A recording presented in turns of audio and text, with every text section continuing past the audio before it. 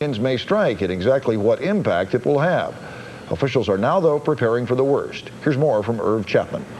The impending strike deadline is already having an impact. Amtrak shortening long-distance runs, so no passenger is left stranded if a strike hits. The workers want higher wages to restore lost purchasing power, and they're skeptical about proposed changes in working conditions. We have roving factories of men and women working day and night in the most onerous conditions imaginable and one of the most dangerous jobs in America. They're being asked to further brutalize their working conditions in order to generate wage increases. The unions may or may not strike at the deadline, or may strike regionally and not nationally. The unions believe if it comes to a strike, they can win, and they've been lobbying Congress not to intervene. Congress called a halt to the last rail strike in only 17 hours. Management says fast action is again necessary because, for example, 40% of U.S. auto production would stop within 24 hours. That is a tremendous impact on the economy in virtually every state, every district of the country, and I think you're going to have a lot of people contacting their congressmen and saying, look, it's time to act. The administration hopes to see a negotiated settlement along the lines proposed by the Presidential Emergency Board. If not, I think Congress has a responsibility to recognize that it should take action so that we do not jeopardize the economic growth in this country and that people do not lose their jobs as a result of a work stoppage in the railway industry. Indications from Capitol Hill are that Congress could debate the issue as long as a week before taking action. Irv Chapman, CNN Business News, Washington. Chicago's ban on spray paint sales is stalled today. A federal judge has just ordered Chicago officials not to enforce the new ordinance banning the sale and purchase of spray paint in Chicago. U.S. Judge Marvin Aspen issued the ban this morning and ordered that it remain in effect until he can rule on the constitutionality of the new law. Judge Aspen's decision comes from a challenge to the new law expressed in a lawsuit filed by a group of paint companies and hardware stores.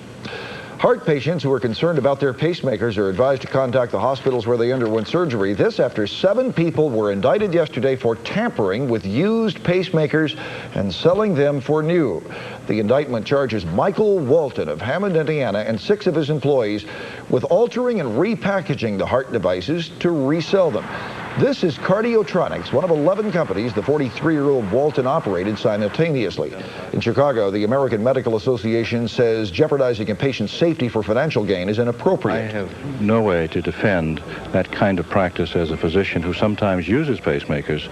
I would not subscribe to that company, and I would think that they would be very vulnerable to suffer the significant consequences of that particular act.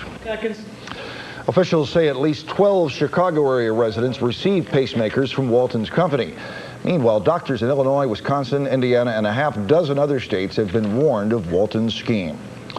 A Wisconsin Indian tribe wants to bring gambling to northwest suburban Rolling Meadows. Despite hundreds of jobs and tax revenues the casino would generate, community residents have their reservations. Jim Ramsey has the story. The St. Croix Chippewa tribe of Native Americans is behind a move to bring casino gambling to Rolling Meadows, and the casino development arm of the tribe brought their ideas before the local residents at a public hearing. We believe that we can make a very good profit off of gambling, plus the city will enjoy the revenues that which we will share with them. The community's leaders want to hear the proposal out, and they say they want to listen carefully to what the townspeople have to say about it. We're looking at it. Whether we end up with it is still to be determined, but I think we would be remiss. I would feel I was remiss if somebody, as in this case, made a proposal and we didn't listen to it. Such a gambling site could require more than 100,000 square feet and could cost some $25 million. The plan estimates that $16 million in tax revenues could be produced and 100,000 jobs created. If the idea gets off the ground, Chicago's Mayor Daley could realize a nearby competitor for the revenue he hopes to generate with a Chicago-based casino complex. But other forces are lining up against the mayor's plan. Here in Joliet, a public hearing was held to examine the impact of a Chicago casino complex on the newly activated riverboat gambling business. And as expected, the impact of such a move is not being viewed as positive. We're talking about a land-based casino complex that would make up for about 20 riverboats in one location.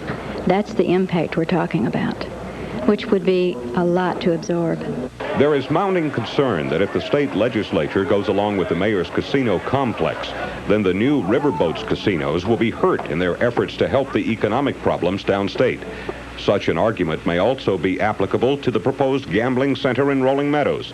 Yet the biggest gamble of all may be in how the legislature finally treats the notion of land-based casinos. Jim Ramsey, WGN News. A robbery outside a Southside liquor store turned violent last night, leaving one man dead and 2 others injured.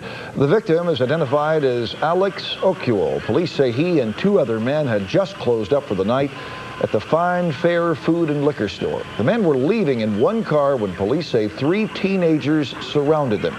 The robbers took the victims' wallets and shot them before fleeing on foot. Police have not made any arrests in the attack.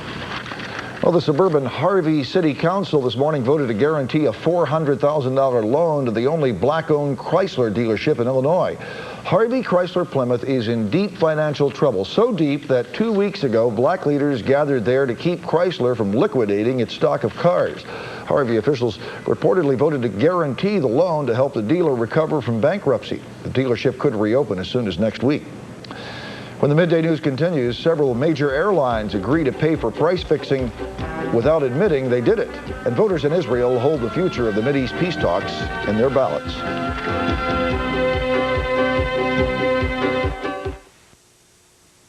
Bulls fans, believe it, 2-time world champions. Relive the drama and excitement of the Chicago Bulls' '92 run to an amazing second NBA title with The Champs. By the acclaimed staff of the Chicago Tribune, who covered their every move along the way to victory.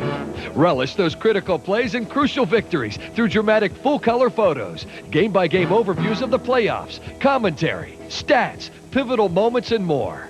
You'll get insights into Michael Jordan, Scottie Pippen, Horace Grant, and Coach Phil Jackson. Don't miss this complete recount of the Bulls' stampede to their repeat NBA title. It's a must for every true Chicago Bulls fan. Hardback copies are only $19.99. Paperback just $9.99. To order your copy of The Champs now with MasterCard or Visa, call 1-800-BULLS-92, 24 hours a day. That's 1-800-BULLS-92.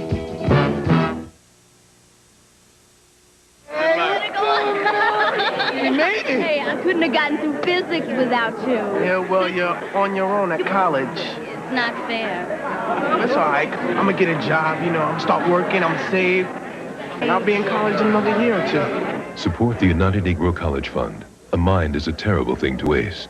This is a test. This station is conducting a test of the emergency broadcast system. This is only a test.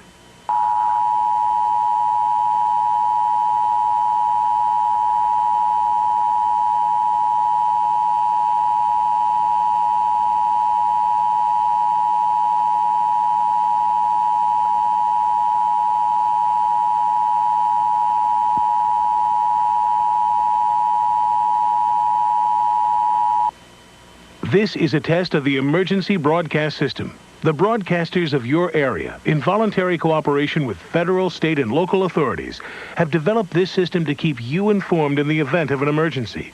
If this had been an actual emergency, the attention signal you just heard would have been followed by official information, news, or instructions.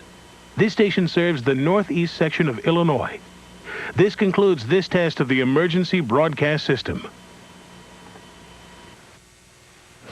4 of America's largest airlines are settling price-fixing allegations out of court, and that settlement could ring up some big savings for you, or some savings. The carriers are United, American, Delta, and U.S. Air, and together they will pay more than $40 million in cash and at least 300